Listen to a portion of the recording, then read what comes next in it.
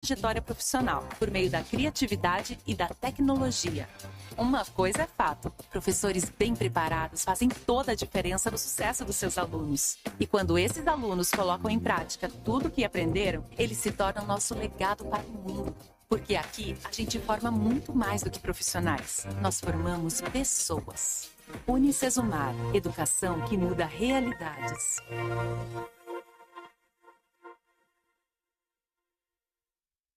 Sabe o que mais importa para a Unicesumar? Gente e educação. Ou melhor, gente sendo transformada pela educação. Gente que estuda aqui e gente que trabalha aqui. É por eles que nós nos superamos sempre, para ser referência em ensino e promover oportunidades de mudança. Quem muda uma vida, muda uma realidade. E assim, a gente muda o mundo. E como tudo isso começou?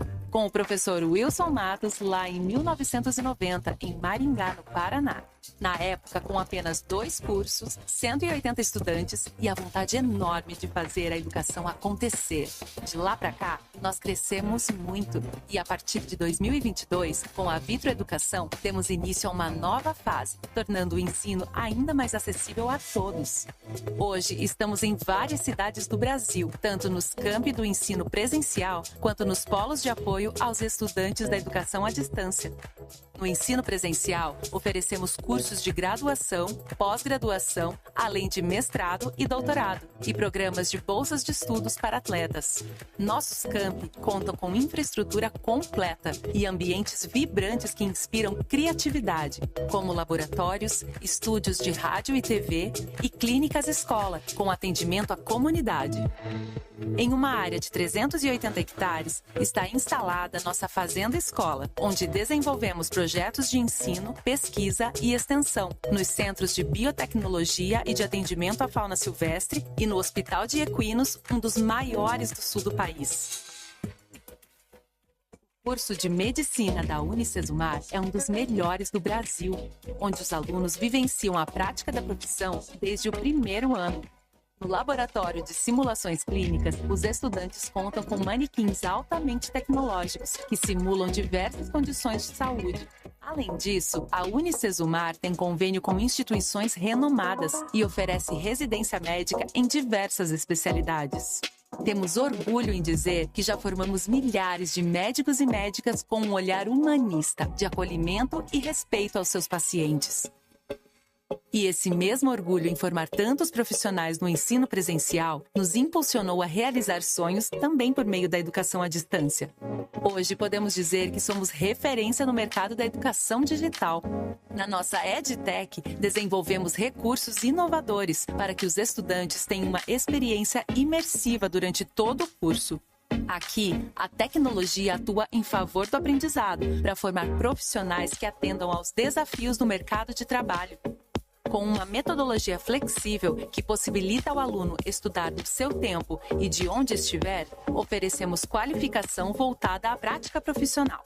Os cursos de graduação à distância são focados em quem busca uma formação que cabe na rotina. E nas áreas de saúde, bem-estar e engenharias, nós contamos com a nossa metodologia híbrida, que alia a flexibilidade da EAD à experiência prática do ensino presencial.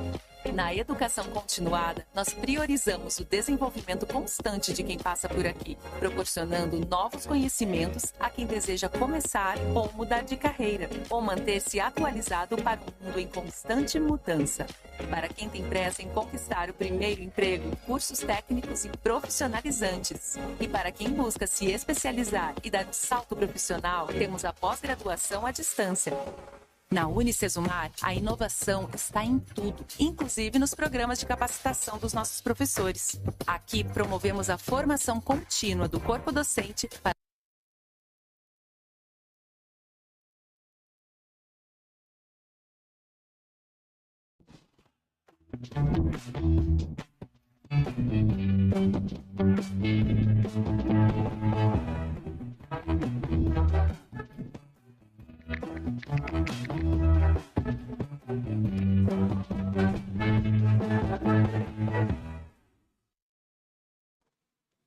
Olá pessoal, boa noite, sejam todos muito bem-vindos à nossa segunda aula de Fundamentos de Marketing, disciplina que está sendo ministrada pelo professor Anderson Miyataki. Eu sou o professor mediador Ednilson, estou aqui com vocês no chat, né, e vou acompanhar vocês aí durante estes 4 encontros, né, nossa segunda aula de hoje. Então sejam todos muito bem-vindos, também a nossa equipe pedagógica está nos apoiando aí, né, neste momento aí no chat com vocês. Então este momento é um momento especial, né, preparado aí para vocês, para esse momento de interação, de trocas, né, de muito aprendizado. Então é importante vocês aproveitarem este momento, né, com dúvidas sobre os conteúdos, né, e mandem aqui no chat para a gente, aí na medida do possível a gente vai passando para o professor. E agora, sem mais delongas, eu passo a bola aí para o professor Anderson. Boa noite, professor, tudo bem? Boa noite, Ed, tudo certinho, graças a Deus. Estamos iniciando então a segunda aula, tá, da nossa disciplina de Fundamentos de Marketing. Não esqueci as perguntinhas lá, o professor Ed já passou para mim, tá, eu que não tive ainda tempo para gravar, vou pegar amanhã para poder gravar, das dúvidas que vocês tiverem, tá? Então, sempre fiquem tranquilos que, na medida do possível, a gente vai responder as dúvidas de vocês. Eu sei que vocês têm várias perguntas e, às vezes, a gente não consegue decifrar ou a gente não consegue responder todas, tá? Mas a gente vai se organizar sempre para poder fazer. Bom, enquanto na primeira aula a gente fez uma apresentação geral sobre o que vinha a ser marketing, os principais pontos e tal, hoje a gente já vai para uma unidade mais específica, que a gente vai para a unidade 3, e que aí que ela vai falar sobre pesquisa de mercado, tá? Então, um ponto para a gente poder refletir. Por que que uma empresa faz uma pesquisa? Então, essa é a pergunta que a gente vai tentar resolver, né? O que a gente vai tentar solucionar ao longo da nossa aula. Então, para ajudar vocês a entenderem, a gente vai procurar conhecer os métodos de pesquisa e também os benefícios dessa pesquisa de marketing, tá? Para que você consiga entender, né, que tipos que tem e como que isso vai trazer vantagens para um negócio, ok? Vamos lá, uma reflexão inicial para que a gente consiga entender um pouquinho mais sobre o assunto e tal. Bom, como que a gente obtém vantagem elaborando uma pesquisa de marketing? Primeira perguntinha. Acho que a primeira situação é a gente tentar entender, pessoal, a diferença entre o que é uma pesquisa de marketing e uma pesquisa de mercado, tá? Uma pesquisa de marketing, ela sempre vai ser mais ampla, porque ela vai trabalhar todas as possibilidades que o marketing tem. Como nós já abordamos na aula anterior, o marketing ele é muito mais do que uma propaganda, do que uma promoção e tal. Então, quando a gente está falando na pesquisa de marketing, a gente pode estar trabalhando sobre N tipo de possibilidades. Né? Às vezes você conhece tipo o NPS, né? Que é para fazer o Net Promoter Score, né? Para fazer uma avaliação da empresa, uma nota de 0 a 10 e por aí vai e tal. Mas existem outras informações, outras possibilidades, e uma dessas possibilidades é uma pesquisa do mercado, para eu avaliar o potencial do mercado, ou para avaliar tendências, situações nesse sentido, tá? Então, são opções, né? A pesquisa de mercado é uma das partes da pesquisa de marketing, ok? Acho que é primeiro a gente entender um pouquinho essas situações. O segundo, qual o custo de você não conhecer o seu cliente? Gente, é muito alto. Se a gente for... Eu trabalho também, estudo um pouco sobre mortalidade de empresas e tal. E teve uma pesquisa num ano acho que era do Sebrae, que falava sobre as empresas que foram fechadas e tal, né? E perguntou-se quantas estudaram o seu público antes de começar. E assim, foi bem frustrante você ler, né? E ver que quase metade não sabiam as características do seu público. Quer dizer que você está apostando totalmente no escuro. Isso pode dar bom? Pode dar bom. Mas existe uma chance bem grande de não dar. Então, a gente tem que se preparar adequadamente. E aí, uma outra reflexão que às vezes a gente faz, porque às vezes grandes empresas que têm orçamentos milionários, bilionários, lançam produtos que fracassam, tá? Existem algumas possibilidades. Uma possibilidade é porque, assim, você se apega demais ao produto. Então, eu apeguei demais a esse passador de slides aqui, essa caneta aqui na TV e tal, e fiquei fixado nela.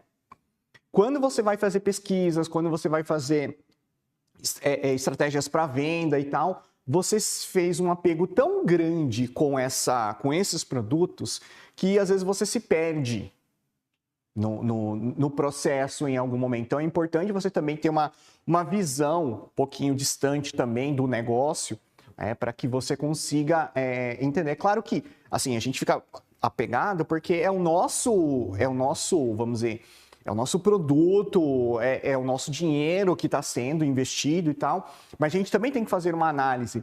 E quando eu ia visitar empresários e tal, eu sempre perguntava, e aí? Como é que são os seus produtos, seus serviços? Não, meus produtos são os melhores do mercado, todo mundo conhece, todo mundo gosta, todo mundo compra. Eu falo, quase eu falo assim, então, tipo, por que eu estou fazendo aqui? O que eu estou fazendo aqui, né? Por que você me chamou, né? E aí, quando você para fazer essas análises, né, você percebe que o produto não é tão inovador, que o produto ou o serviço que você está disponibilizando é feito de uma maneira errada e tal. Então, é um mito dizer que só porque você tem grande quantidade de dinheiro você pode desperdiçar. Não, tá? Você tem, claro, dificilmente você vai conseguir acertar de primeira, né? É a mesma coisa pegar um tiro ao alvo, né? Você fazer um teste para atirar, acertar no alvo ali e tal, ou jogar a argolinha não, esqueci o nome desse negocinho aqui. E aí você faz o quê? Você tentou, pode ser que deu certo, mas se você quiser ter regularidade, você vai precisar de treinamento, tá? É a mesma coisa dos atletas também, que precisam treinar. Então, quanto mais a gente treina, quanto a gente mais conhece, maior possibilidade de acertar, tá? Não existe uma receita de sucesso, tá? Por quê? As empresas são diferentes, os públicos são diferentes, as pessoas que estão dentro das organizações são diferentes, então fica muito difícil a gente conseguir entender sobre todas essas situações, tá? Então, por que a gente faz uma pesquisa? Porque a gente quer ter informações atualizadas, tá? Do que está acontecendo, como que está acontecendo, acho que é um ponto importante, para a gente tomar decisões conscientes, e aí a gente evita só a intuição. A intuição é legal? É legal. Só que a intuição tem que ser baseada em dados. Então, hoje nós estamos na era dos dados que tem que ser transformados em quê? Em informação, né? Então, a gente tem um dado que ele precisa ser transformado em uma informação. E quanto mais eu invisto, né, nesses dados, nessas análises, mais informação eu vou ter. Quanto mais informação eu ter, mais decisões inteligentes ou acertadas eu consigo. E aí aumenta as minhas chances de sucesso. Então, basicamente, uma pesquisa ajuda a resolver problemas, eu posso criar, eu posso inovar, né? O fim do achismo, né? Por favor, não gerenciem mais os negócios de vocês, né? Vocês estão em tipo de cursos e tal, mas cursos da área de gestão, não façam só no que eu acho. Você pode até achar alguma coisa, tá? Mas para você executar, tenha acesso a essas informações, verifique realmente essas informações para ver se elas podem fazer sentido. E cuidado em repetir estratégias do passado, tá? O passado pode ter dado certo, mas e agora? Como é que estão as situações, tá? E o mercado não compra o que você acha legal, tá? O mercado compra o que resolve o problema dele. Se ele pudesse, ele compraria o iPhone 17 Pro Max pagando R$1. Eu também queria comprar o iPhone 17 Pro Max por R$1. Então, não é só uma questão do preço, né? Mas sim do problema que ele vai resolver. Então, às vezes a gente tenta só competir por preço, mas que não é muito o adequado. Então, você tem que verificar, né? Porque se ele pudesse, ele pagaria R$1. Só que o produto, né, chega aos 5 dígitos. E aí? Não é todo mundo que consegue. E a mesma coisa para uma prestação de serviço. Se você pudesse, você pagaria R$1 na sua mensalidade. Só que, né, ou até nem pagaria nada. Mas o que acontece? Como existe a necessidade de mercado, de lucro, né, e não é problema uma empresa ter lucro, mas sim a maneira como é que ela faz. Então, basicamente, né, senão a gente não pagaria os custos, a infraestrutura aqui da nossa instituição, né? Então, precisa ser cobrado. Então, a gente vai ter que demonstrar que a minha mensalidade, seja valendo R$100 ou valendo R$1.000 por aí, eu vou ter que justificar. Tá? Então, é aí que a gente volta lá à primeira aula, né? Quando os benefícios que são gerados, eles têm que ser maiores do que os custos que você identifica. Senão, você vai deixar, tá? Senão você vai fazer uma avaliação de que não vale a pena, tá? Então faça os critérios, analise, tente entender todas essas situações, tá? Que levam você aí à gestão do seu negócio. Então, o que a gente poderia falar sobre uma pesquisa de marketing? Ele vai trabalhar com a coleta dessas informações, o registro e a análise sistemática dos dados que você coletou, tá? E esse é um grande desafio. Então, a pesquisa de marketing ela é bastante ampla porque a gente tem que trabalhar tanto uma parte de preparo desses dados que você vai coletar, né? Dessa coleta de dados, tem todo um preparo que a gente vai falar um pouquinho para vocês. Tem a parte de registrar, sistematizar e fazer essas análises e depois até uma apresentação. Então, são muitos pontos aí que estão envolvidos nesse processo. Basicamente, pessoal, a gente consegue identificar 2 tipos de pesquisas de marketing. Uma primeira voltada para identificação de problemas e a segunda para solução de problemas. Professor, qual eu utilizo? Pode utilizar as duas, tá? Uma identificação de problemas ou uma pesquisa por novas oportunidades vai te permitir entender o que está acontecendo no mercado e tal. E a pesquisa para solução de problemas, aí visa realmente uma coisa que você precisa focar, tá? Então, a intuição é importante, mas é preciso ter os dados, tá? E existem esses diferentes tipos de pesquisas, tá? Uma pesquisa para identificação de problemas, que a gente pode ter, ou busca por oportunidades e tal. A gente pode fazer uma pesquisa para avaliar o potencial de mercado. Será que eu estou conseguindo explorar esse mercado de uma forma adequada? Será que existe mais público, né? Mais mercados, nichos que podem ser explorados e que eu não estou ainda fazendo de uma forma adequada? Esse é um ponto que você vai fazer uma avaliação. Pesquisa da participação de mercado. Como é que está o meu share do mercado? Quanto que eu estou ocupando de porcentagem no meu mercado? Essa é uma outra situação também que te ajuda a avaliar se você, quanto parcela de mercado que você tem. O seu desejo é que você tenha 100% ou 99,9% e as pessoas, os outros concorrentes tenham 0,01%. Isso é um sonho. Na realidade, né, você vai ter uma série de pessoas fazendo. E eu digo assim, por que a gente tem que fazer uma pesquisa de marketing? Porque existem, pelo menos, né, para o nicho em que você está atuando, no mínimo existem centenas de empresas. No mínimo, tá? Uma coisa muito inovadora podem ter dezenas, tá? Mas aí a tendência é ter milhares ou milhões. Quando a gente não faz uma pesquisa, a gente não está tentando fazer o quê? A gente não está tentando melhorar. Então, uma pesquisa, ele parte do ponto do aperfeiçoamento. Quando você não faz o aperfeiçoamento, né, você acaba ficando para trás, tá? Então, se você não estiver fazendo, alguém vai fazer isso. Alguém vai tentar aperfeiçoar, alguém vai tentar se diferenciar em relação ao mercado, tá? Atendendo bem os seus clientes, e aí você vai ter problemas. Então, por isso é importante eu sempre estar fazendo uma pesquisa para estar aperfeiçoando minhas práticas. Não vai ter, não tem, como é que se diz? Quanto mais experiência te ajuda a, vamos dizer assim, encontrar os atalhos, tá? Mas não existe uma fórmula certa, e a gente sempre tem que estar aprendendo. É uma frase que eu gosto de falar, que é o seguinte: se você fala que todos estão errados e só você sempre está certo, o problema está em você. Porque como você consegue acertar tanto? Como que você é tão perfeito? Então quer dizer que você não está conseguindo analisar bem outros pontos de vista, tá? Então, tudo tem os lados positivos e negativos. E você, como profissional que for trabalhar com o mercado, com clientes e tal, você tem que ter a capacidade de observar o outro lado, uma outra perspectiva. Quando a gente está vendo novelas, filmes e tal, a gente vê o quê? Vê a perspectiva do que o diretor quis naquele momento, tá? Ah, porque vê um artista e tal fazendo, um ator, atriz, fazendo uma determinada situação, isso vai fazer sentido lá no final e tal, né?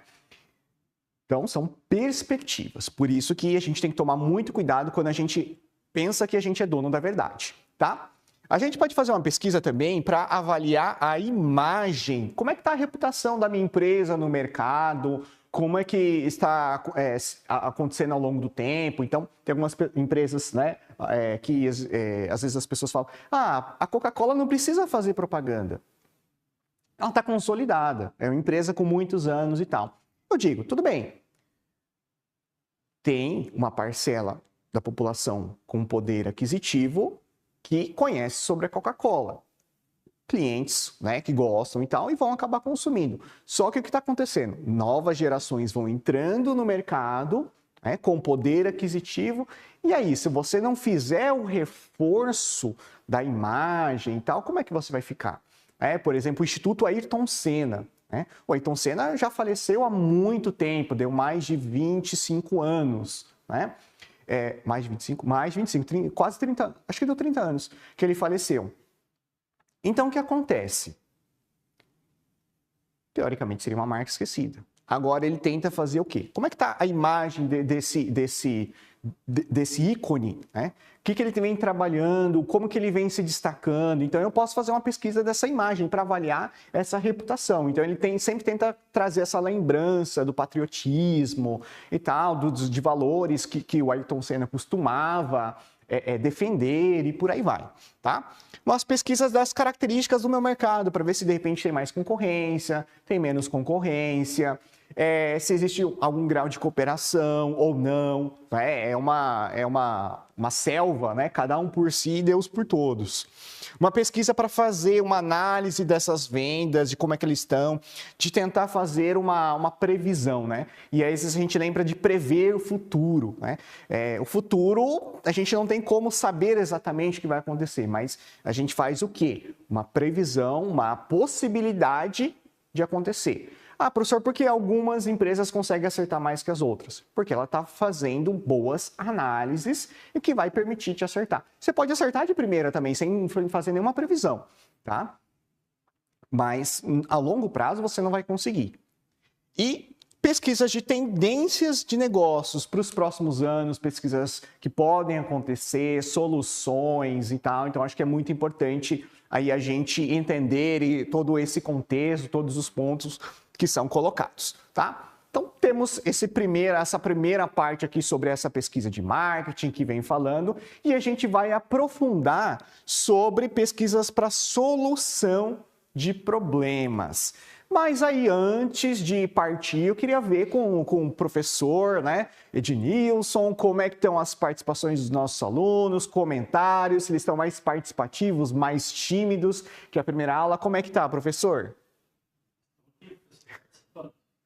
Falta pergunta. Pessoal, maravilha. Obrigado pelas participações.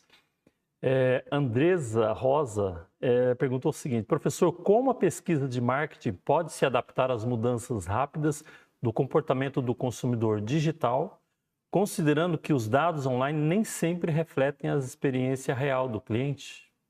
Exatamente. Por isso que algumas empresas têm feito o quê? Procurado monitorar as redes sociais, porque aí você tende a ter um comportamento. Porque uma pesquisa que é online, eu posso fazer a manipulação, marcar o que eu quero, né? Até eu tinha comentado com vocês que existem duas empresas que fazem pesquisas e tal. Até vou deixar anotado aqui. Uma é a NiceQuest, tá? E aí para vocês desenvolverem aqui, né? Se cadastrarem. Hoje eu tô uma beleza para escrever. NiceQuest. E a outra é a Ipsos, tá?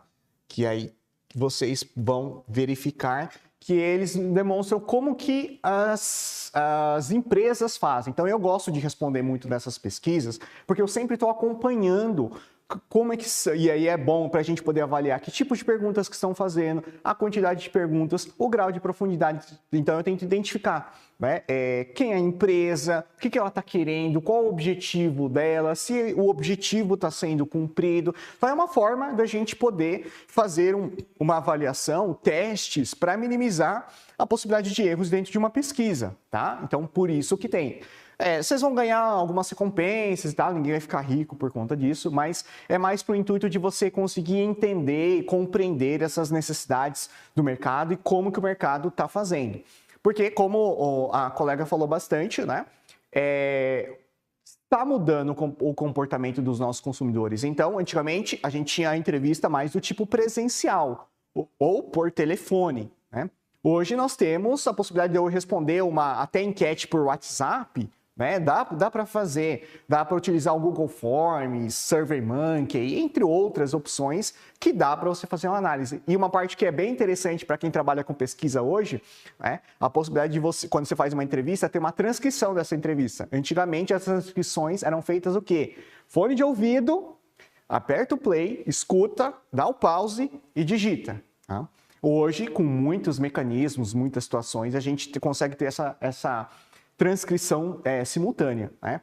Então, o que a gente tem que tentar entender é que, com as novas mudanças que estão acontecendo, muitas novidades estão por vir. Eu acho que eu li, hoje é quarta, então eu devo ter lido, acho que na segunda-feira, tá? Que o Kotler lançou o Marketing 7.0. Então, a gente tinha falado do 4, depois comentei um pouquinho do 5 e tal, algumas coisas do 6, e lançou-se o Marketing 7.0. Né? Então, para você ver como o mundo está conectado, como o mundo está evoluindo, e esse Marketing 7.0, ele fala um pouquinho sobre essa conexão realmente das pessoas, né? O que a gente está falando muito em tecnologia, mas às vezes a gente esquece das pessoas, né?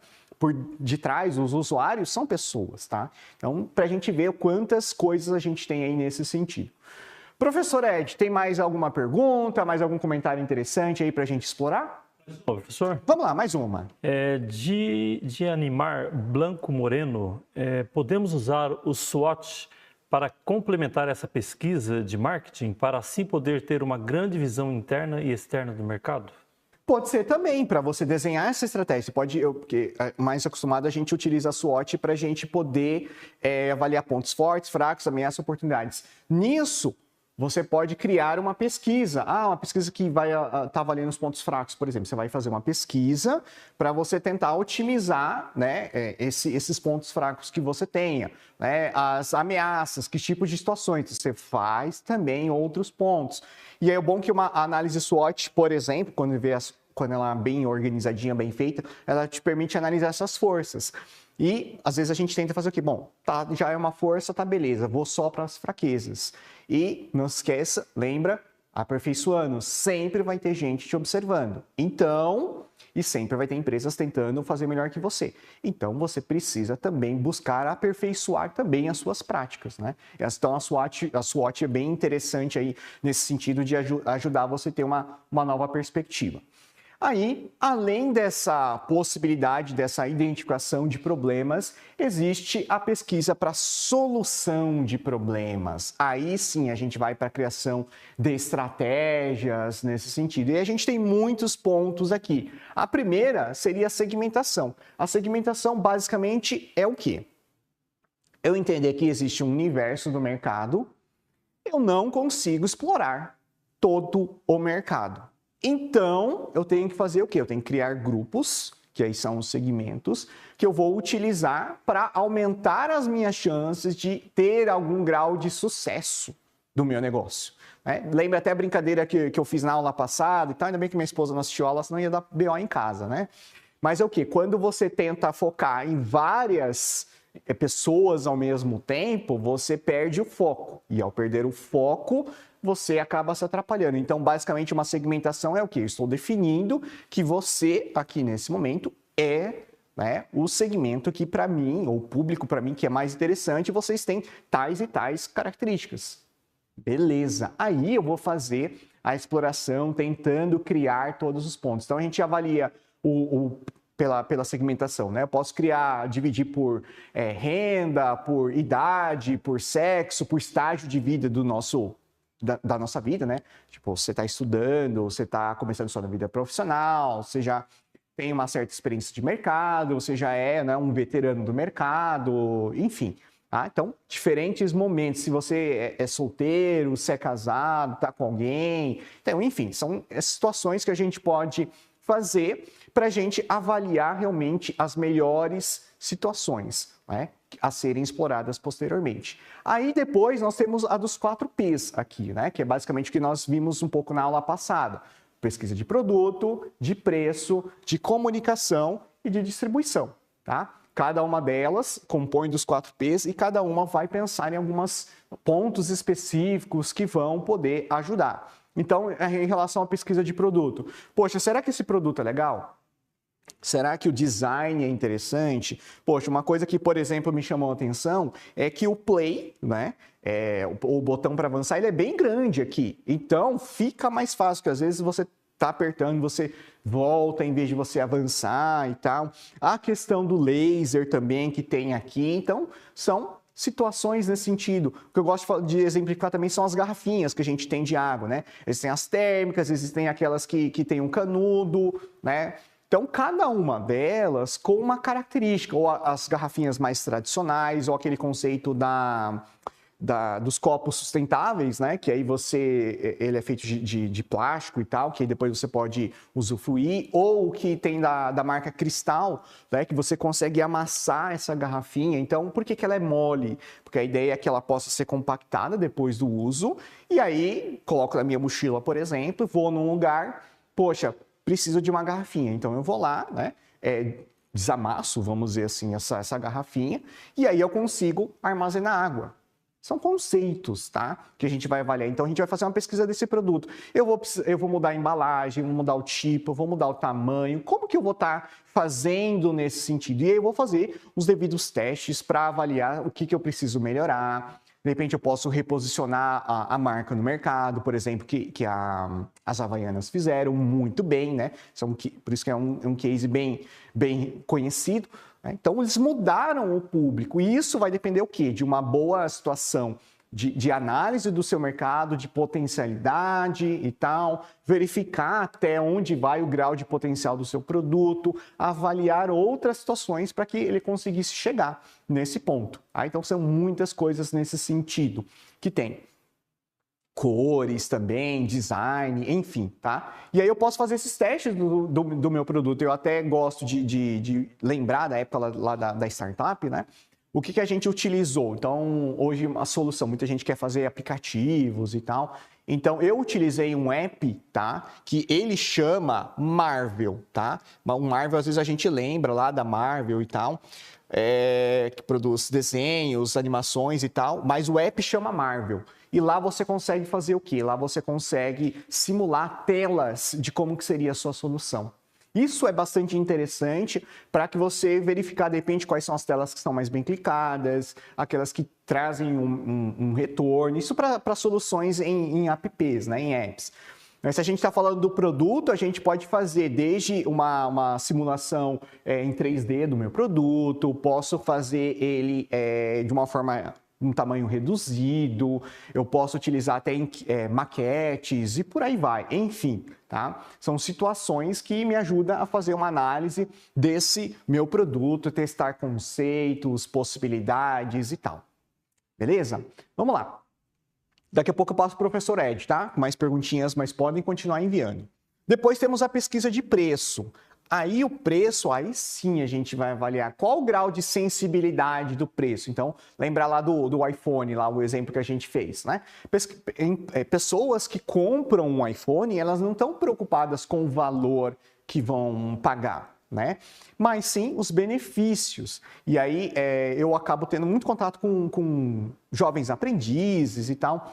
E assim, eu ainda não cheguei a fazer uma pesquisa realmente para poder confirmar esses dados, mas pelo menos de turmas que eu já tive contato e tal, cerca de próximo a 50% da turma, ele faz o que com o primeiro salário? Compra um iPhone. Tá? E aí começa, eu falo, gente, mas para que um iPhone? Não, porque é um iPhone, né, professor? Tá, mas aí você vai fazer o quê? Você vai ficar o tempo inteiro do seu momento, né, de trabalho, que você está estudando e tal, só pagando uma parcela do iPhone?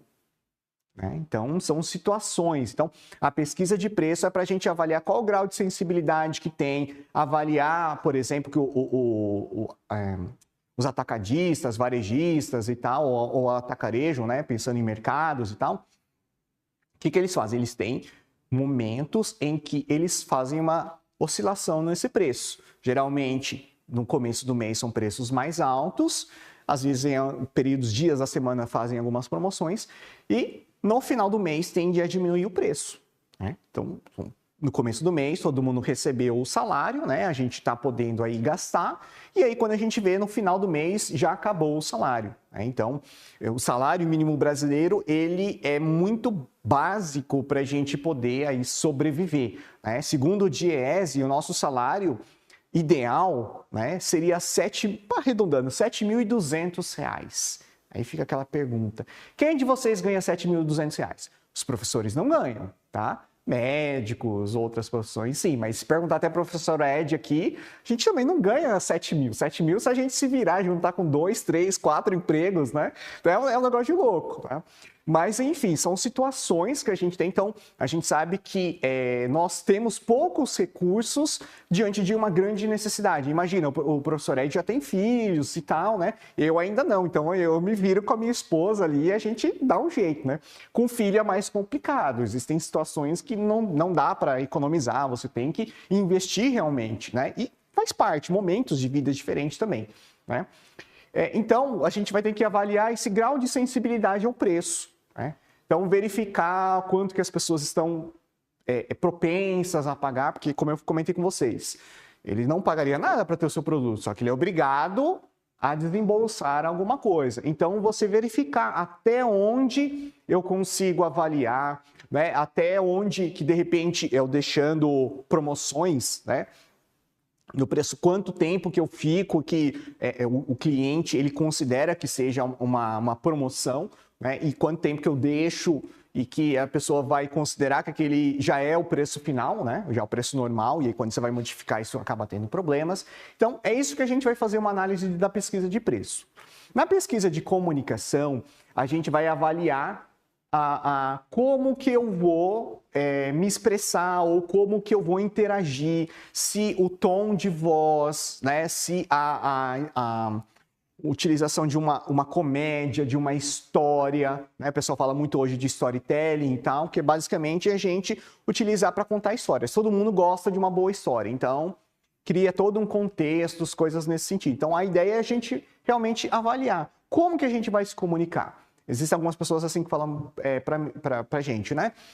Eu consigo conversar com todas as faixas etárias. Então, eu diria para você assim, será que isso realmente está acontecendo? Porque nós vivemos com pessoas diferentes, de idades e tal, e cada um tem um jeito peculiar de se comportar. Então, eu convivo muito com pessoas idosas também, então eu acabo meio que o oposto, né? Tanto pessoas idosas quanto pessoas adolescentes e tal. E eu tenho que fazer o quê? Quando eu estou com as pessoas mais idosas, eu tenho que tomar cuidado no meu tom de voz, né? Na velocidade que eu estou falando, procurar falar de uma forma pausada, clara, nesse sentido.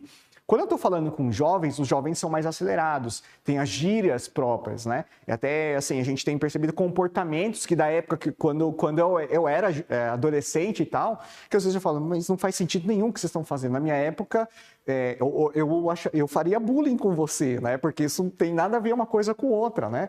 Dentro da minha perspectiva, né?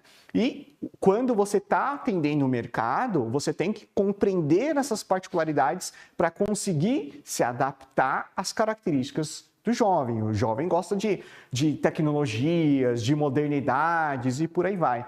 O idoso, com mais experiência, né, vai avaliar outros critérios. O jovem, mostrando ali pessoas mais novas, fazendo tecnologias e tal, às vezes você consegue convencer o jovem.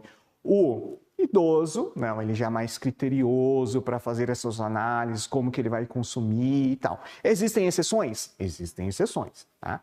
Mas são, de uma forma geral, são pessoas que estão mais conscientes dessa situação, tá?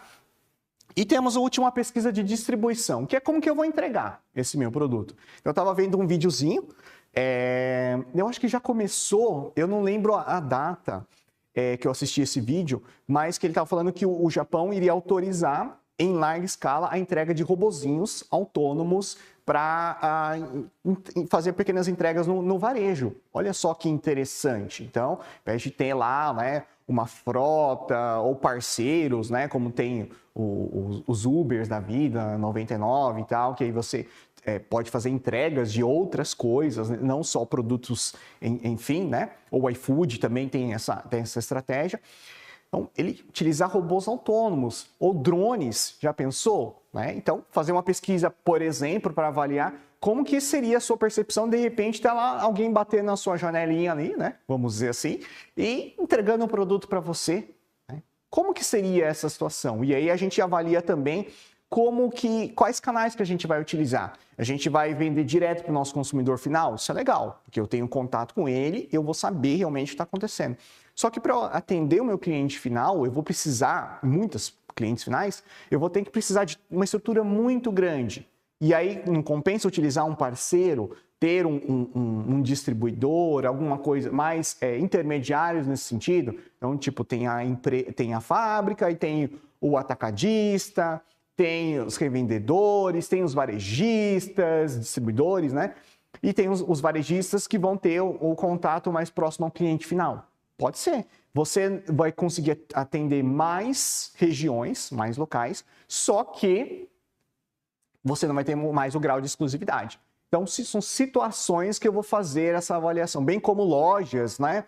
Se for pontos de venda, PDVs, né? Eu vou avaliar. Então, teve uma vez, claro, não vou falar nem o nome da loja, nem o local, para vocês não conseguirem abstrair, né?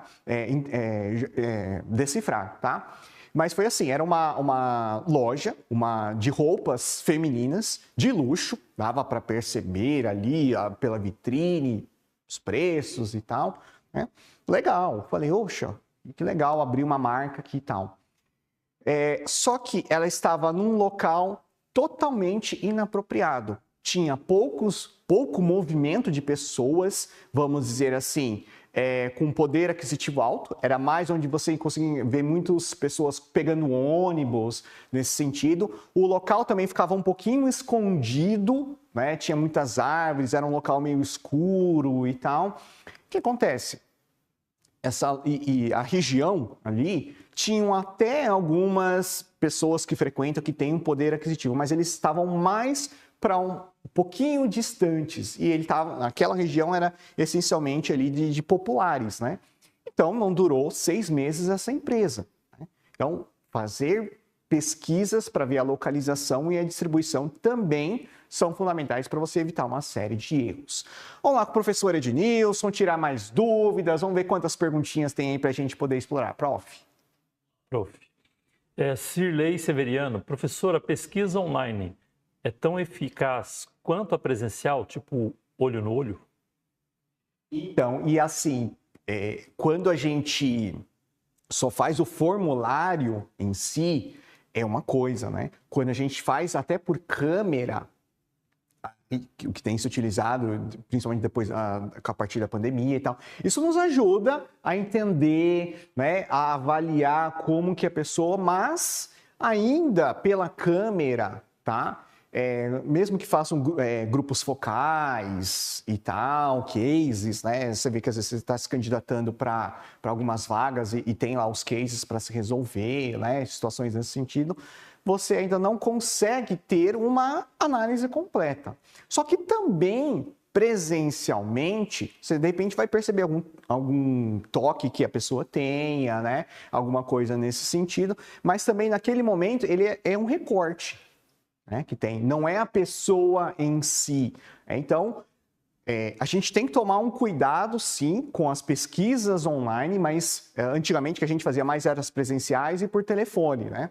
Então, era uma abordagem. Hoje, a população está mais acostumada a utilizar os recursos tecnológicos. Então, é um mecanismo interessante, né? Mas tem que se tomar todo um cuidado na hora de fazer.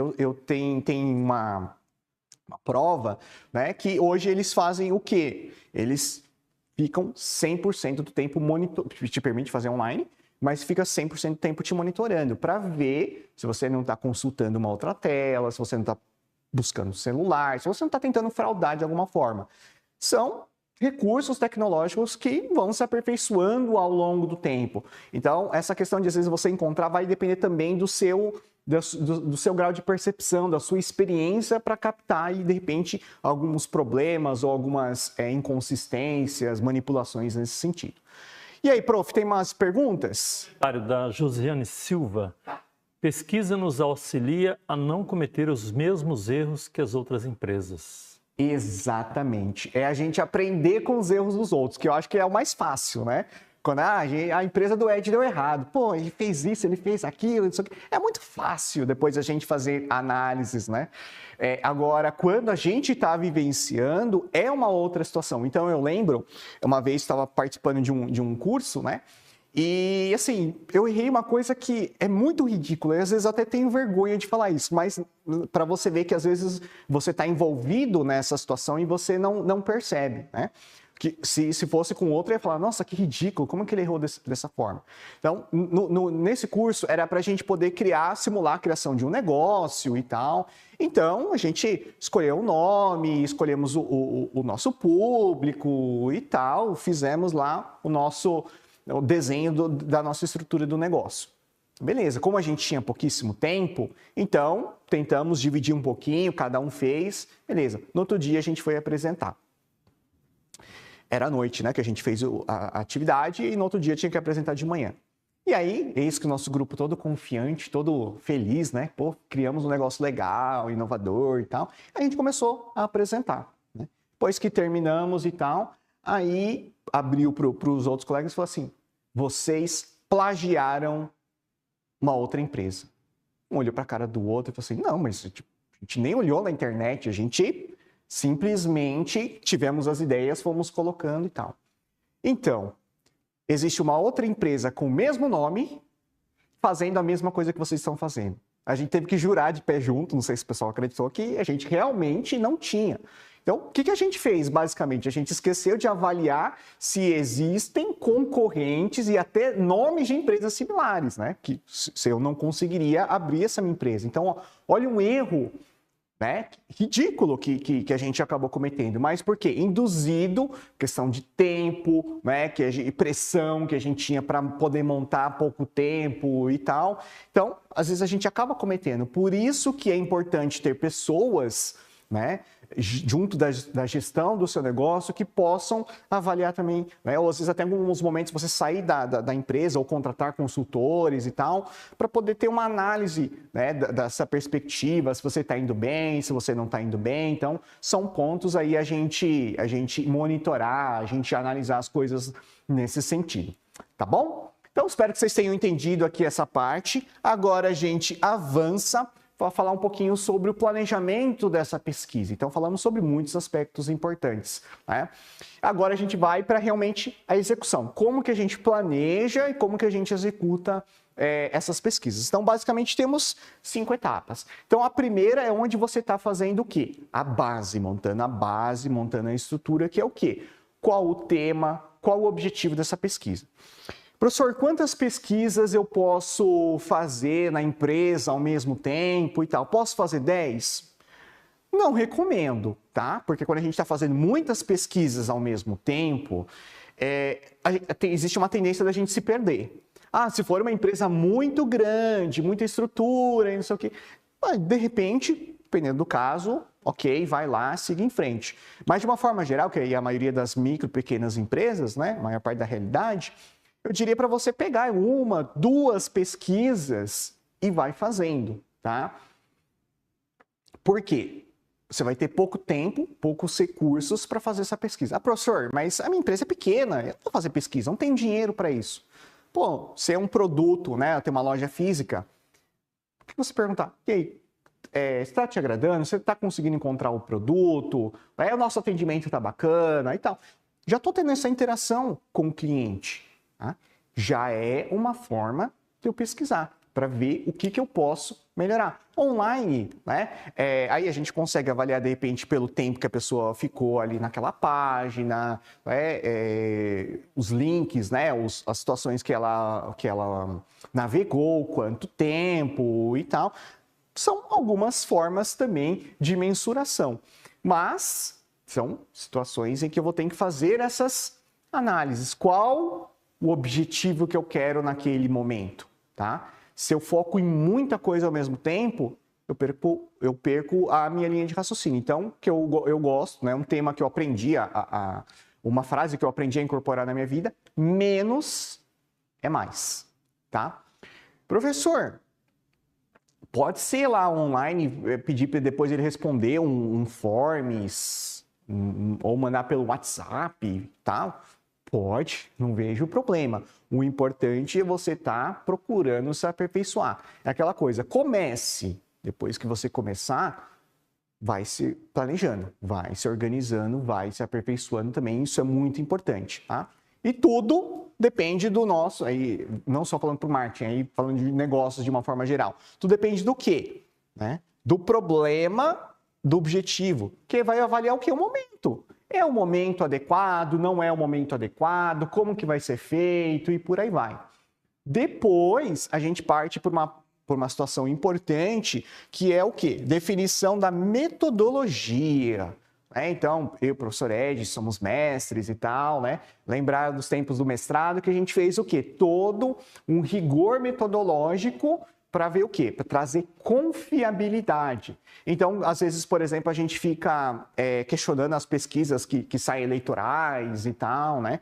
Os institutos sérios procuram utilizar um rigor metodológico transparente para que não se beneficie o determinado partido, determinado local, né? Que aí eu posso focar para um determinado candidato e tal.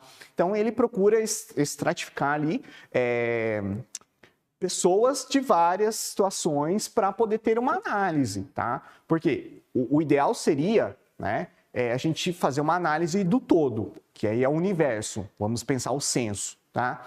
Só que a gente não consegue, é muito caro e tal. Então, a gente tenta fazer o quê? Amostra. Tá? E não tem problema utilizar uma amostra. Não vejo problema. Agora, vai ter que ter um rigor. Não adianta você trazer 5.000 pessoas para responderem lá questionários, coisas que você fez nesse sentido, sendo que, sei lá, 300 pertencem ao seu público. E aí, você gastou uma bala grande de 4.700 que não vão servir para nada. Então, mais do que escolher uma amostra, é uma amostra que seja representativa, que realmente vale a pena, que tá consistente e que vai ajudar a responder o problema. Então, pessoas que, sei lá, não tomam refrigerante, tá? E a minha empresa é o quê? Uma empresa de refrigerante. Por que eu vou mandar o questionário para, sei lá, 5.000 pessoas, 4.700 que não bebem refrigerante? Dependendo do objetivo, pode ter alguma coisa nesse sentido. Mas eu quero saber um outro ponto, avaliar o grau de satisfação com meus concorrentes e tal. Então, eu quero saber as pessoas que não tomam refrigerante. Aí eu estou desperdiçando, tá? Os meus esforços nesse sentido. Então, a gente fazer toda uma parte de preparação para a gente poder escolher se a gente vai ter dados próprios, que aí são os primários, ou os secundários, quando eu utilizo fontes de pesquisas que já existem, informações que já existem no mercado. E aí eu posso utilizar uma abordagem mais descritiva, então quando eu já tenho um conhecimento do mercado, ou já tenho um conhecimento sobre essa situação. Agora, quando eu tento trabalhar com alguma novidade, alguma coisa nesse sentido, eu posso utilizar na exploratória, né, para tentar explorar um tema novo, ou pode ser até uma pesquisa experimental para avaliar um produto, uma novidade, alguma coisa nesse sentido. Pode ser utilizado também. E aí a gente pode trabalhar com duas abordagens, basicamente. A quanti e a quali. Tá? A quantitativa vai trabalhar com quantidade de pessoas, os questionários geralmente fechados que vão fazer e tal, né? E uma pesquisa qualitativa vai trabalhar com a intensidade dessas informações. Então, vou lembrar lá do tempo do meu mestrado, né? Eu acho que eu entrevistei, se não me engano, 6 pessoas da empresa para avaliar a questão da história, para avaliar a questão de como que era a gestão, de como que isso foi sendo desenvolvido ao longo do tempo e tal. Então, ok, para mim é importante saber, escolher pessoas chaves da empresa para poder fazer. Eu poderia ter entrevistado todo mundo. E ok, tá? Mas para o objetivo que eu tinha da minha pesquisa, né, fazer uma pesquisa com poucas pessoas, mas que tivessem um grau de relevância, me traria melhores respostas. Ok? Acho que esse é um ponto importante. E aí, a gente vai para uma parte que é bem delicada, que é a coleta de dados. E muitas das vezes a gente não está nem aí com essa coleta de dados. Não, é só ir lá com o questionário, compartilhar o link, ou só ir lá presencialmente, lá pedir para o cara responder e por aí vai. Tá? Só que aí é onde a gente vê que a gente comete muitos erros. Então, uma dica ali para vocês é fazerem o quê? O pré-teste. Tá? O pré-teste é uma forma de eu avaliar se a forma como eu coloquei as perguntas, a quantidade dessas perguntas, né, se ajuda a cumprir o objetivo. E ajuda também a gente simular como que seria a nossa reação, porque quando a gente está fazendo uma pesquisa, a gente pode ter inúmeras respostas e tal, e às vezes a gente não sabe como fazer. Então, quando a gente tem o pré-teste, a gente permite. É a mesma coisa, essas pesquisas que eu falei para você, desses sites, né? Você recebe a pesquisa, imagina que fosse para você. Você vai falar, nossa, essa pesquisa tá legal, a pesquisa não tá legal. É uma pesquisa com 85 perguntas. Pô, vai te dar um panorama bem legal da pessoa. Só que se você vai ter paciência para responder 85 perguntas, né? Eu acho que não. Então, a gente tem que fazer uma análise e aí o pré-teste ajuda a gente a fazer nesse sentido como que a gente vai coletar esses dados. Porque, assim, às vezes a gente só se preocupa com a coleta. Mas aí, quando vem a etapa 4, o processamento e a análise desses dados, aí começam os problemas. Por quê, professor?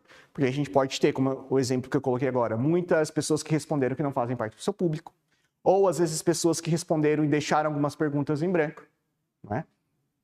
Então, um trabalho que eu estava desenvolvendo lá com os adolescentes, pedi para eles fazerem as pesquisas, teve perguntas que vieram em branco. Eu falei, mas por que teve em branco? Não, porque o gestor não quis responder. Aí eu falei, então, aí se você tivesse se organizado, preparado, lembra que eu falei para vocês? Então, de repente, ele não entendeu a pergunta. Tá? Vocês não querem responder mesmo, mas vocês não entenderam a pergunta. Então, você tem que saber como que você vai interpretar, como que você vai explicar para que a pessoa entenda.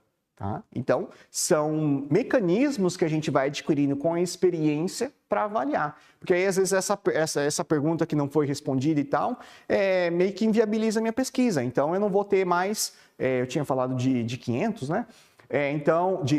Acho que era de 1.000, né? Então, não vou ter mais uma grande quantidade, umas 300, 200, 100, eu vou ter 99, 98, 97. Por quê? Na hora de fazer essas análises, alguns estão fora da conformidade. E aí é um grande problema, tá? Principalmente quando você chegar no último aqui, a elaboração e apresentação do relatório. Como assim, professor? Bom, você pode utilizar duas formas de você prestar contas, vamos dizer assim. Você pode utilizar o relatório impresso, você vai descrever as informações, tudo que aconteceu durante a pesquisa e tal, né? De repente até sugestões de trabalhos, abordagens e tal, beleza. Ou você pode ter uma possibilidade de fazer uma exposição oral.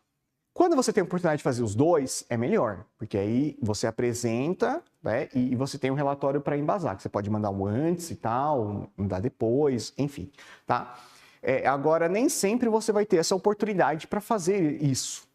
Então, você tem que tomar muito cuidado para fazer esse relatório, porque, infelizmente, existem empresas que acabam contratando, né, empresas de consultorias, de pesquisas de tal, de mercado, para poder fazer o quê? Eu quero que tenha esse resultado. Quer dizer, que você está tentando manipular. Você vai ter uma pesquisa, claro, de um instituto, de alguma empresa que vai estar certificando aquilo. Mas não foi aquilo que realmente é um panorama do mercado. Por isso que aí vem, né, rigor metodológico para a gente poder fazer essas análises. Quando a gente está falando, por exemplo, na área da medicina, das biológicas e tal, você tem que ter o quê? Uma margem de erro, um grau de confiabilidade muito grande. Porque você está lidando com a saúde humana. Quando a gente está para a área de negócio, a gente abaixa um pouquinho, né, esse rigor, né, porque existem alguns aspectos subjetivos nesse momento e tal. Então, você tem que se organizar para que você tenha uma boa metodologia, para que você colete esses dados, consiga sistematizar, aproveitá-los, obter respostas, e aí depois você apresentar esses resultados desejados. E aí, professor, tivemos perguntas, questionários, comentários a respeito dos temas da nossa aula? Professor, estão falando aqui para você não riscar as palavras. Vamos lá, Oliveira Wellington, em um cenário onde a empresa já está estruturada e já houve o estudo do público-alvo, quando podemos considerar a necessidade de refazer a pesquisa de mercado?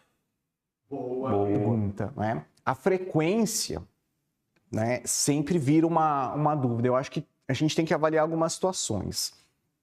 Primeiro, é um mercado que está mudando rapidamente, por exemplo, os mercados da área de tecnologia, né? Até os próprios planejamentos dos mercados da área de tecnologia, eles trabalham com períodos mais curtos, né?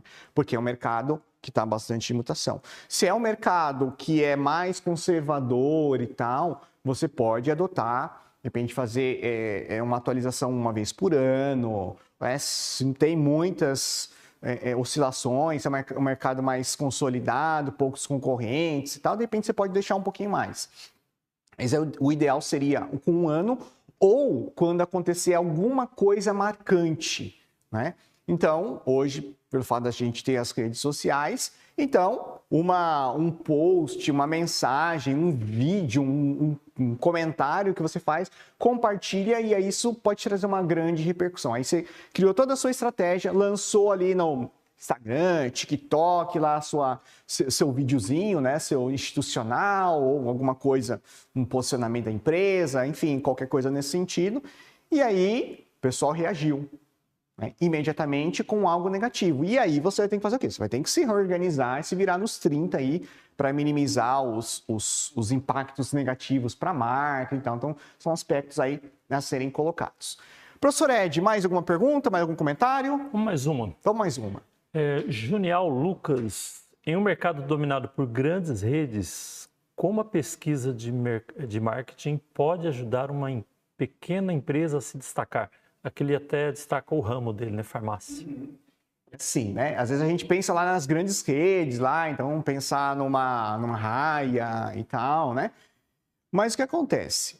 A Raia, né, é uma marca grande, existe aí uma grande variedade de produtos e tal. Só que o que acontece? Ela não consegue vender tudo, né? Ela pega os produtos dentro do público dela e tal, aqueles que são os que mais vendem. E mesmo assim, não dá para abordar todos os tipos de produtos. Então, se a gente for fazer, vira e mexe, estou fazendo pesquisas para comprar remédio, seja para minha mãe, para minha sogra, para mim, para minha esposa, enfim, né, para minha avó. E aí, às vezes, a gente vê que tem numa rede e não tem na outra. Então, as grandes redes, elas vão abarcar aquilo que vai trazer uma maior margem de retorno, os mais vendidos e tal. E as pequenas podem identificar justamente o quê? Onde as grandes não estão indo. Para essa linha de produtos, né? Para esse público que ele não atende. Então, os grandes, às vezes, assustam. Mas, como toda pessoa, quando é muito grande, né, ele tem fragilidades. E aí, você, como pequeno empresário, tem que identificar. Poxa, eles não estão tentando fazer isso. Eles não estão fazendo isso. Por quê? Se você tentar copiar o que o grande faz, o grande já estudou para isso, já se preparou e tem recursos para isso. E você não. Então, o que você tem que fazer? Tentar identificar nichos, gaps, que não estão sendo bem explorados. E aí sim você coloca. Então, você tem uma farmácia de bairro, né? Você vai explorar uma questão, por exemplo, dessa proximidade com o cliente, né? De você, de repente, encomendar um produto, alguma coisa que, de repente, é mais difícil, o cara consegue ali um desconto para você, entrega na sua casa. Né? Aproveitar essa proximidade, e aí você está mais próximo do seu cliente, você consegue sugerir, e aí, isso daqui tá legal? Não, tal. Conversa com ele, lançou uma nova linha de produtos e tal, né? Tá substituindo essa, fique atento a que isso pode acontecer, ou mudança da embalagem, da dosagem, enfim, N tipo de situações, que vai te permitir ter o quê? Essa proximidade, porque as grandes redes, elas vão focar naquilo que é mais lucrativo, aquilo que vai mais se destacar, mas não necessariamente você vai vender para todo mundo. É como você fala assim, uma loja de R$1,99, vai vender para todo mundo? Não. Quem tem muito dinheiro vai numa loja de R$1,99? Faz sentido, o cara tem dinheiro para comprar uma Ferrari à vista. Ele vai numa loja de R$1,99? Faz muito sentido. Então, às vezes a gente pensa que vender para tudo, para todo mundo, mercado de massa é mais interessante. Não, tem segmentos. Às vezes, porque assim, você vendendo poucas Ferraris, você vai ter uma receita de milhões, bilhões, enfim. Agora, você tem uma marca de carros populares, quantos carros populares você vai ter que vender para atingir o mesmo faturamento?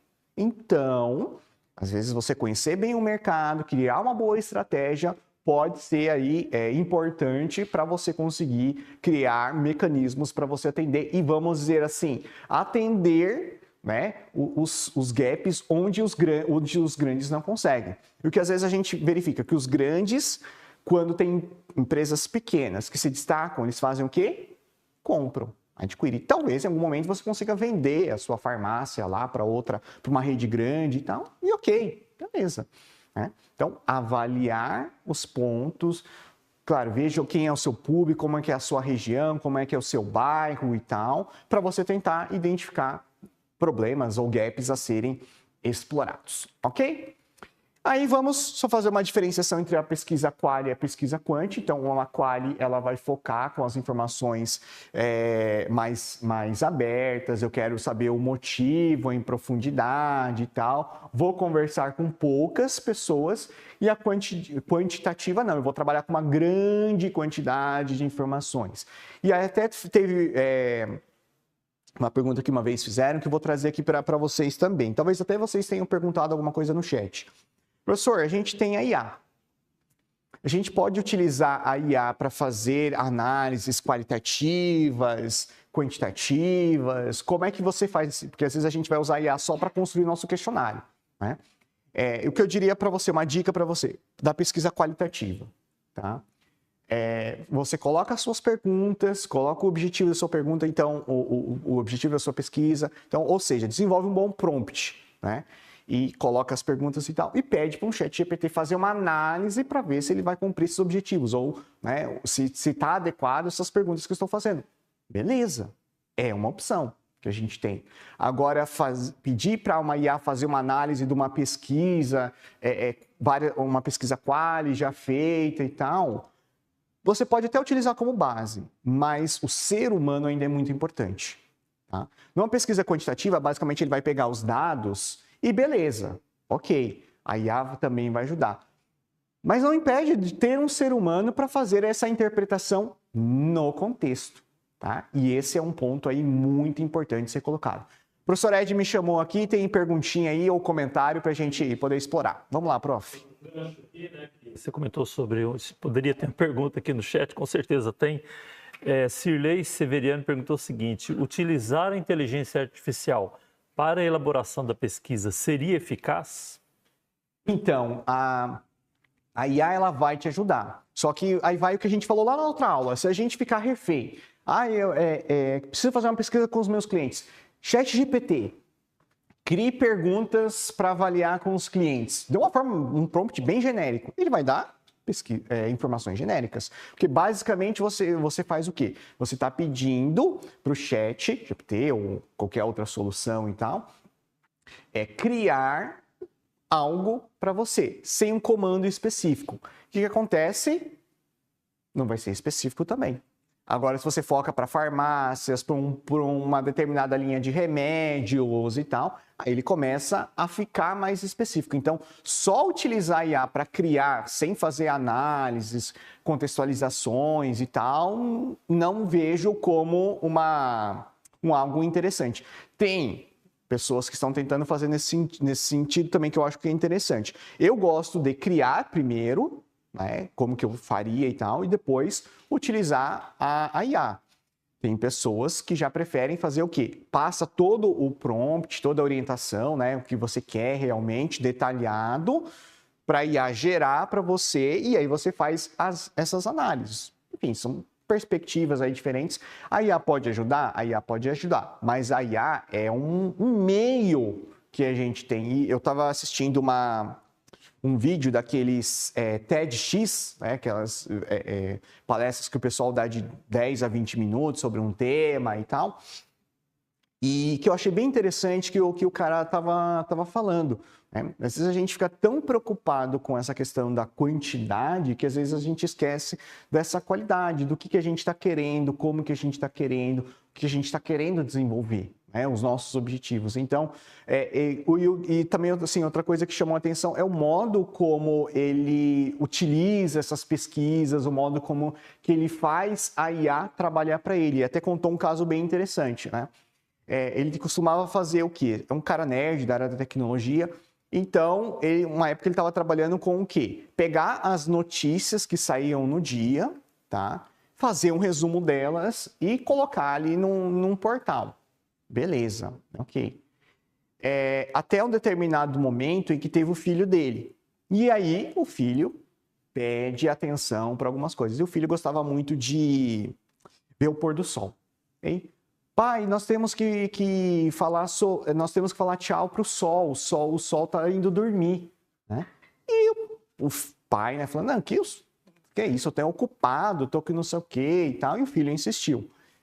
E aí ele pensou, por que eu não vou usar IA nesse sentido? Então, ele deu um prompt, um comando, os sites que eu costumo pesquisar são esses, né, as linhas, né, de áreas de reportagem que eu quero são essas e tal, faça um resumo dessas. E foi lá, ver um filho, conversar com o filho, ver o pôr do sol e tal. Na hora que ele voltou, o trabalho estava terminado. Então, assim, a IA vai nos ajudar a gente aperfeiçoar algumas coisas e a IA vai permitir com que a gente possa também ser mais humano. Porque imagina o tempo de qualidade que você vai passar com o filho. Eu até uma vez estava conversando com empresários da área de tecnologia e aí eles estavam falando em alguns congressos que eles vão, o pessoal, os grandes palestrantes estão falando assim, a IA vai te ajudar a otimizar. Otimize tudo que você puder com a IA que faça sentido para o seu negócio.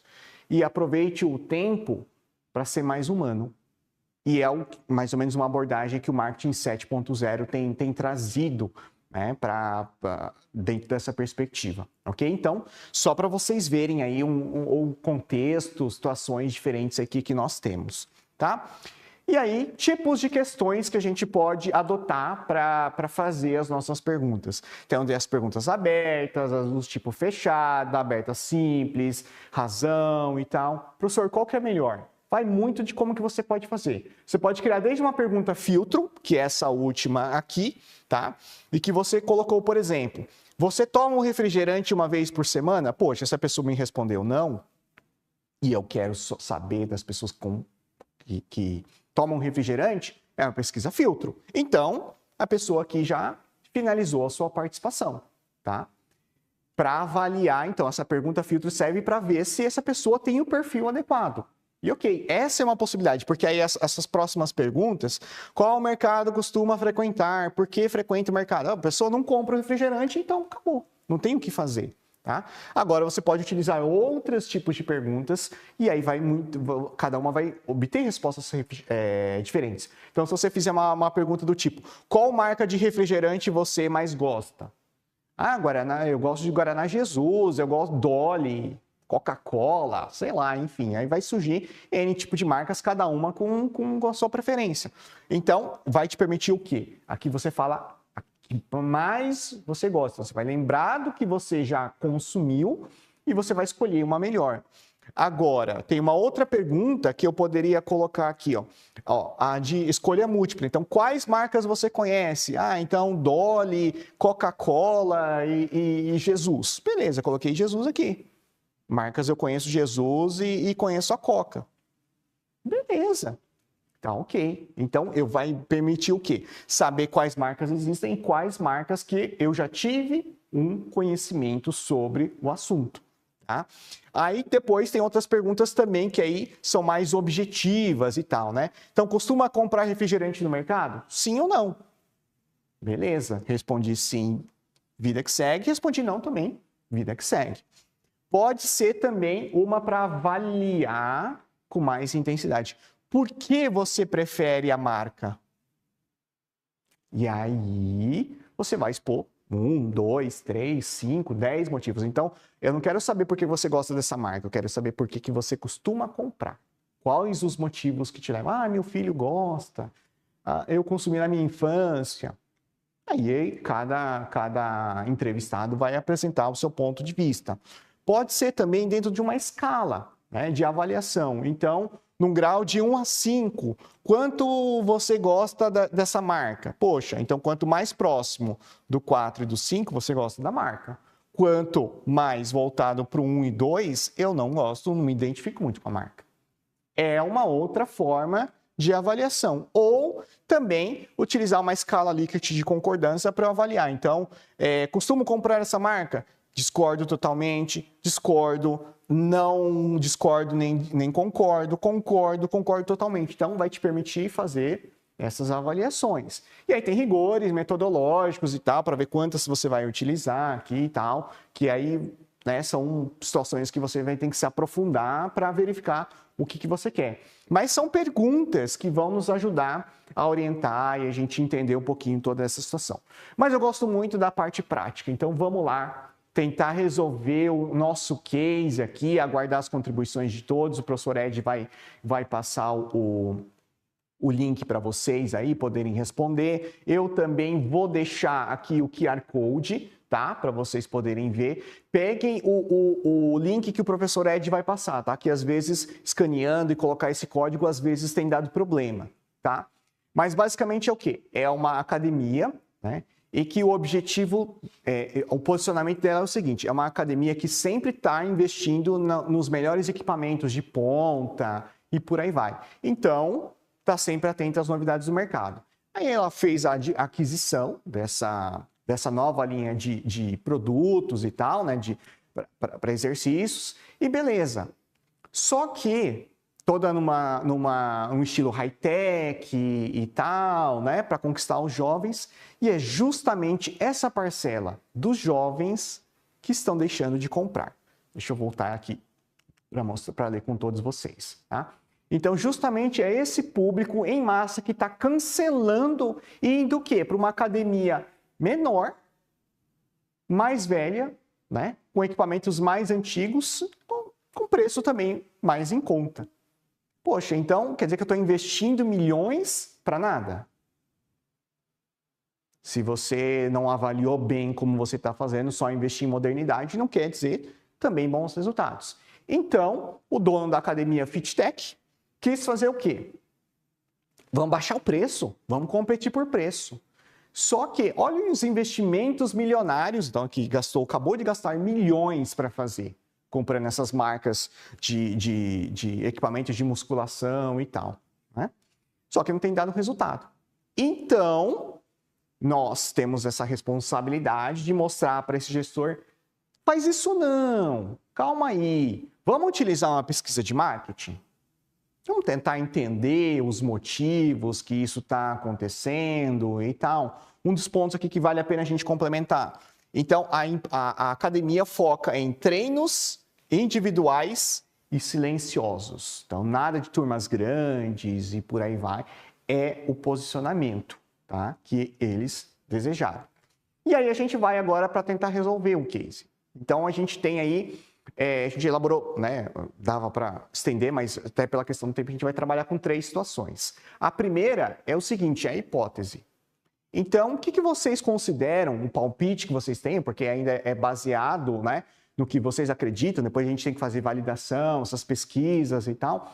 Qual o palpite de vocês sobre o real motivo dos alunos estarem saindo, e principalmente os jovens, que é o público? Aí eu dei um exemplo. Às vezes, será porque não tem aulas coletivas? Né? E aí tem uma aula de spinning e tal, com muita gente. Será que é isso? Ou será que é uma falta como é que se diz? De ter outras pessoas fazendo junto com você, ter essa companhia, né? Porque se ela foca mais em treinos individuais e tal, pode ser um motivo. Então, o que vocês consideram que sejam aí os principais motivos que levam à fuga desses jovens, tá? E aí eu vou acompanhar aqui pelo meu celular, que aí vou ter aqui as perguntas, né? E vou acompanhando em tempo real. Se der certo aqui, né? Vamos ver que semana passada deu rolo. para ver se eu consigo acompanhar as respostas de vocês, o que vocês passaram aqui para a gente e tal. Vamos dar uma atualizada aqui no chat. Beleza. Tá. Temos 24 participantes aqui, mas ainda não foi registrado. Será que ele não vai mais registrar respostas? Não está registrando as respostas que o pessoal está fazendo. Ah, não, peraí. É a primeira aqui. Eu estava olhando errado. Beleza. Então, aqui, ó, que o pessoal colocou. Às vezes, falta de comprometimento, a falta de um bom projeto para jovens, talvez falta de músicas eletrônicas agitadas e mais interação com os alunos, talvez uma falta de interesse dos jovens, professores mal treinados, falta de incentivo, distanciamento e abandono do aluno. Olha, um ponto interessante aqui, ó. Não é só a aula em si, mas a experiência completa do aluno, a emocional, social, a prática. Olha que interessante. Muito tempo de espera para usar o mesmo aparelho, falta de aulas coletivas para animar os jovens, muitas modificações. Então, uma empresa que às vezes quer ser muito, muito inovadora, isso pode vir a ser um problema. Deixa eu ver aqui. Falta de planejamento de uma pesquisa de marketing. Quando o jovem não se sente parte de algo maior, ele perde o vínculo. Um aspecto interessante também. Falta de ter mais aulas atrativas. Que mais aqui? Falta de interesse em implementar conteúdos interessantes. Uma comunicação que não é adequada. Falta de músicas. Que mais aqui? Muitos falaram da música também, né? Alguns falam também que tem que ser acompanhado, né? Então, são situações aqui, basicamente, o que vocês colocaram. Obrigado, tem muita gente aí participando, mandando as contribuições. Outros aqui falam, pode colocar o ambiente pouco atrativo sem música animada, pouca presença digital, né? Então, a falta de conteúdo no Instagram, TikTok, enfim, aulas pouco variadas também, tá? Deixa eu ver o que mais. Eu acho que os outros estão mesmo na linha de inovação. E tem também, teve um comentário aqui sobre a questão do excesso de inovação. Todo mundo tem uma certa resistência, e é natural que a gente tenha uma certa resistência a mudanças. Isso faz parte. O que a gente não pode fazer é fingir que elas não existem. Principalmente vocês que vão estar atuando como profissionais de negócios. Você não precisa concordar com aquele ponto de vista, mas você precisa saber que existe, que você precisa se organizar, que você precisa estar atento ao que está acontecendo. Então, já uma hipótese aí de pontos que vocês já têm hoje, tá? Beleza, vamos ver se a gente consegue avançar para o segundo. Deixa eu ver o segundo ponto aqui, que é o roteiro qualitativo. Então, que tipos de perguntas abertas? Vamos pensar que a gente está fazendo uma coisa quali, né?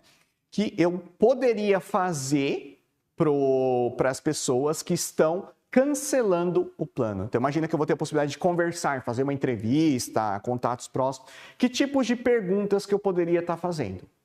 Esse é um ponto também importante para a gente poder fazer essas análises. Que tipo de perspectiva que você iria utilizar? Vamos ver aqui.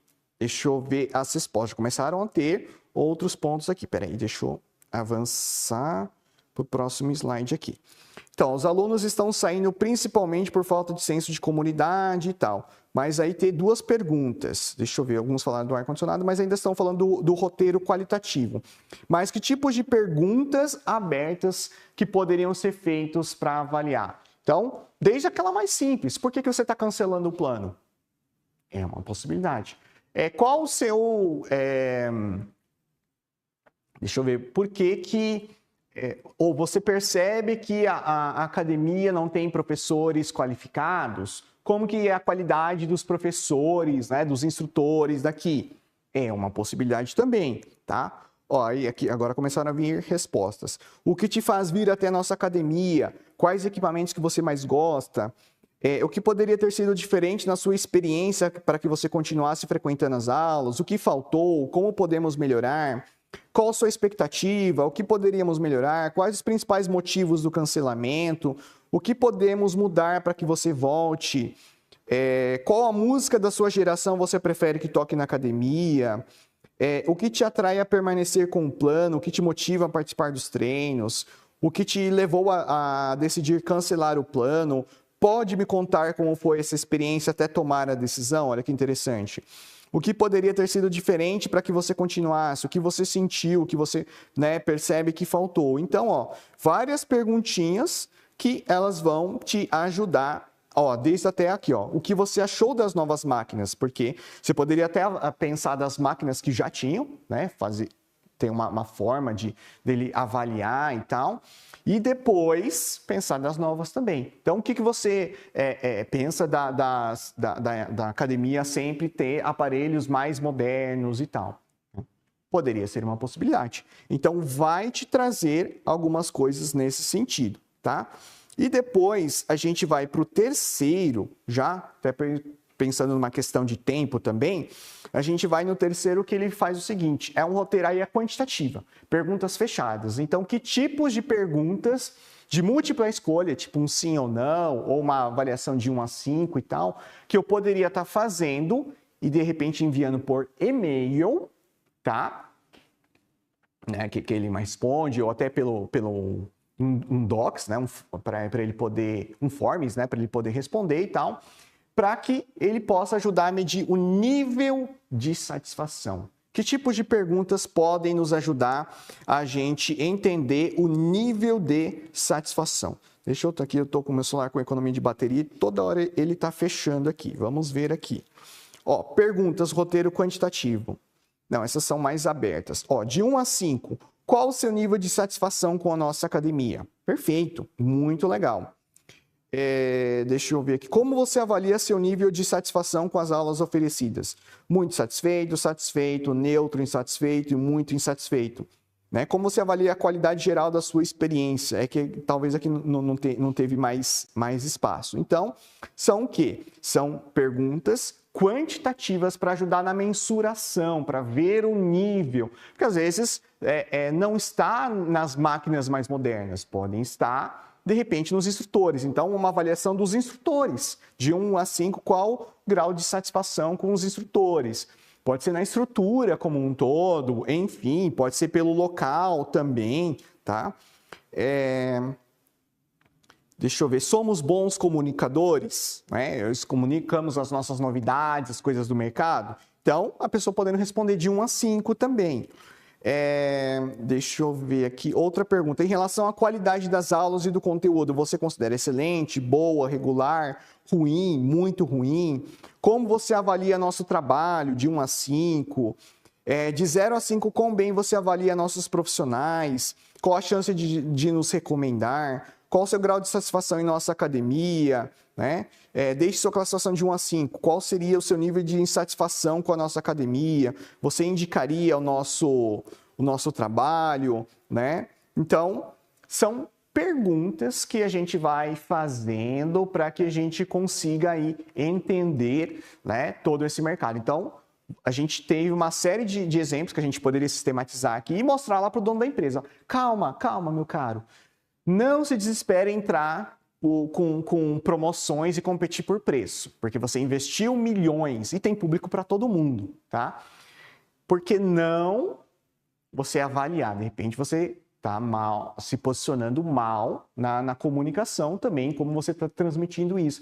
Talvez o transtorno para troca de equipamentos é uma coisa que pode ter influenciado. O pessoal, poxa, de novo está trocando isso daqui, e atrapalhar os treinos, cancelar aulas. Enfim, é uma série de situações que a gente tem que fazer uma avaliação, tá? Obrigado aí a todas as contribuições que vocês deram aqui, as máquinas te atenderam, nível de satisfação da academia, qual a sua sugestão, em relação a uma coisa mais objetiva, que ele coloca alguns pontos. Então, obrigado aí pelas participações de todos vocês, acho que foi muito legal. E agora a gente vai para a parte final aqui, tá? Que aí eu vou convidar vocês novamente a participar do nosso desafio, tá? Olhei ali hoje as contribuições de vocês e tinha muita participação, muita coisa legal ali que vocês colocaram, né? Porque a ideia é que nós sejamos sócios para criar uma clínica, né? Um negócio que oferece serviços integrados para tratamento do seu pet. Então, tem uma série de informações, desde entender a pesquisa de mercado, né, que tipos de informações que eu preciso coletar, como que vai ser a minha forma de abordagem, como que seriam possíveis estratégias de preço, promoção, comunicação, distribuição, enfim, todos os pontos que a gente tem tratado, tá? Tem ali para poder praticar. Eu vou dar uma olhadinha durante a semana, quais foram as principais contribuições de vocês e tal. Como eu vi que tem bastante, talvez eu não dê conta do volume, tá? Mas conforme eu for analisando aí, vou dando feedback para as respostas de vocês. E aí vocês respondam até o dia 17, porque a gente vai pegar na quarta aula, tá? Que é a última aula, e aí a gente vai fazer uma análise mais completa dessas informações e tal. Tá? E o outro, que é o mapa mental. O mapa mental, hoje, vocês só conseguem fazer o quê?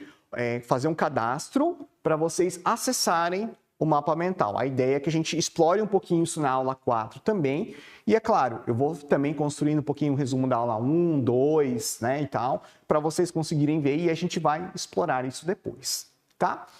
Bom, com isso a gente finaliza a nossa aula, tá? A gente tratou de muitos pontos interessantes aqui, os recadinhos do professor Ed vai falar aqui para todos vocês. Então, os nossos contatos, tá? E na próxima aula, pessoal, fiquem bem atentos que a gente vai ter uma coisa diferente. A gente vai ter uma entrevista, tá?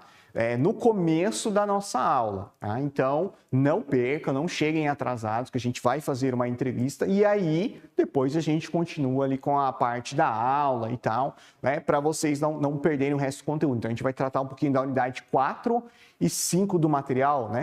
Para que vocês consigam entender, tá bom? Bom, fico muito feliz, muito contente de estarem com todos vocês. Espero que vocês tenham gostado. Vou passar a bola para o professor Ed. Não sei se teve mais perguntas, comentários, antes da gente fazer o encerramento dessa aula, prof. Tem, professor. Tem várias aqui, né? Mas aí, pessoal, como a gente... Acho que é o combinado, né, professor? O professor vai gravar, né, vai responder todas essas perguntas, né? Da aula passada e da aula de hoje, porque realmente foram muitas perguntas. E aí nós vamos disponibilizar para vocês aí no ambiente, tá bom? Então nós vimos aqui que tinha alguns que estavam aflitos, né, queriam a resposta, mas por conta aí do volume, dos conteúdos que o professor precisava passar, aí a gente vai preparar esse material e deixar disponível, tá bom? E aí nós estamos então na nossa segunda semana de estudos, né? Nós temos aí atividades, todas elas na pista, né? Atividade de mapa, atividade 1, né? Lembrando que tem vídeo explicativo para essas duas atividades que são discursivas, estão disponíveis aí na pasta material da disciplina ou então ali na sala do café. Atividades 2 e 3 também estão objetivas, estão em andamento, tá? E aí um ponto de atenção, a atividade da Semana de Conhecimentos Gerais e as palestras da Semana de Conhecimentos Gerais que encerram no próximo dia 12, né? Dia 12 de abril. Então é importante você realizar a atividade, né, e assistir às palestras para obter aí um ponto na média e também as 16 horas possíveis aí de horas complementares. E por fim, atividades de extensão. Então a gente sempre repete sobre as atividades de extensão que são importantes, né, que é uma atividade prática, né, você vai além dos muros aí da universidade, né, e dentro do ambiente do seu estúdio, nós temos lá um link no menu extensão, tem as atividades, foram postadas as atividades novas. Dúvidas, fale com o seu professor mediador. Professor, eu passo a bola aí para você finalizar novamente. Por aqui encerrou. Então, tá certo. Gente, muito obrigado aí pela possibilidade e oportunidade de estarem com vocês. Agradeço aí as contribuições. Estava olhando aqui as participações de vocês, surgiram mais outros comentários, né? Outras coisas interessantes. E aí, como o professor Ed falou, então a gente vai fazer um videozinho dessas perguntas da aula 1, tá? E depois responder da aula 2 também, que até ajuda na questão do resumo também, né? Para que vocês tenham esse conteúdo da nossa disciplina. Ok? Espero que vocês tenham gostado novamente da aula, participem dos nossos desafios e semana que vem teremos uma aula bem interessante, uma entrevista para ajudar na complementação do conteúdo, ok? Então, meus heróis da quarta-feira à noite, uma boa noite para vocês, tudo de bom, e semana que vem temos mais aulas com vocês. Um abraço para todos, tchau, tchau.